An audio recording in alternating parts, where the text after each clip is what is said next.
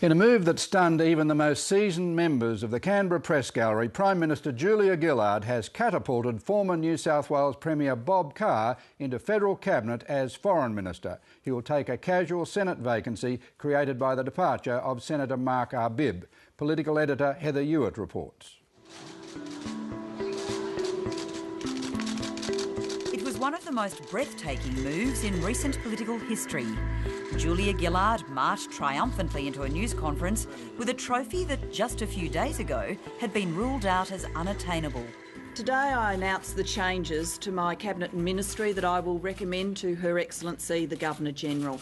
First, Bob Carr will join the Senate and will take on the role of Minister of Foreign Affairs. The decision was kept under the tightest of wraps. She'd gazumped those colleagues who thought it wasn't a good idea, and she'd gazumped the media who thought it was totally off the agenda. So what changed? I was churned up. I was in two minds. It was a big change in the life Helena and I currently enjoy. I was drawn to public service, but I'd been out of it for a good 6 years. So there were warring emotions in my thoughts. But in the end, when the distinctive voice of Prime Minister Gillard rouses you from your slumber and says, will you be Foreign Minister of Australia? I couldn't have found it in me to have said no. Could you please explain to us the exact course of events, what happened, why we were told there was no offer and that he's now here? Well, he's now here because I made an offer to Bob Carr yesterday to serve as my Foreign Minister. I made that offer having had a range of discussions during the week, including speaking to Bob Carr. I made that offer because I thought he should be a member of the strongest possible team to deliver the government's agenda, and I was delighted when he accepted my offer yesterday. The Prime Minister has asserted her authority by appointing Bob Carr. The option had been killed stone dead on Tuesday, and Bob Carr was told that, amid damaging leaks of preliminary negotiations and resistance from some of her colleagues. It looked like one big bungle, especially as the Prime Minister appeared to refute suggestions midweek there was anything going on.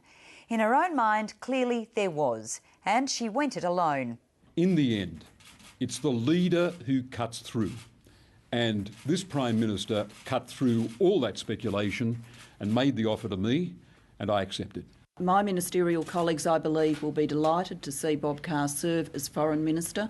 Once again, I am not going to canvass discussions during the course of the week. While her team, by and large, is hailing the entry of Bob Carr as a coup and a major boost to Labor's re-election prospects, not all are delighted. Some in her inner sanctum who weren't consulted feel they've been sidelined. Others say they're insulted someone had to be brought in from outside for such a plum job. But at the news conference, Bob Carr was all conciliation, praising his predecessor and stretching out a bipartisan hand on foreign policy. I admired Kevin Rudd in foreign policy. I admired Gareth Evans in foreign policy. I'll be speaking not only to them, but I'll be speaking to Alexander Downer and to three former Prime Ministers to get their advice and to get their insights. Before speculation starts, have you got any aspirations on the Labor leadership? No to the last one. No to the last one. I'm an unbounded admirer of this Prime Minister. I, Robert John Carr, do swear that I... Bob Carr's interest in foreign affairs is renowned. This is the job he'd wanted for years, but until now, the opportunity had never come his way. As for the man who'd hoped to return to the portfolio since he stepped aside to make way for Kevin Rudd in 2010... Of course, during the week I had a number of discussions with the Prime Minister. Now, I am not going to detail any of those conversations, nor would you expect me to. But the Prime Minister has made her decisions today. I welcome Bob Carr's addition to our team, and I'm very happy to continue to serve in what is a very challenging time for defence. But after Monday's leadership challenge, it's understood Stephen Smith thought he had the signal from Julia Gillard to return to foreign affairs if he wanted to.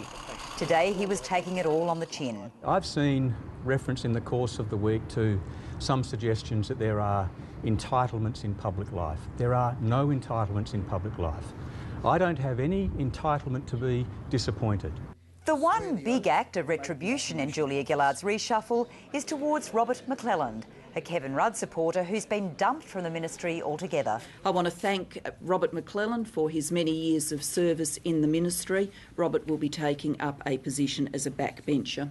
I was always aware, as I indicated during the course of the campaign for the recent Labor Party leadership, that my support for Kevin Rudd could produce that outcome. When we stand on a matter of principle, there are often consequences, and I was always prepared to accept those consequences.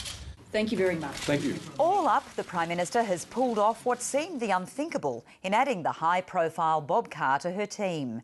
She's gone on the assertive after a very messy few days that should have been avoided.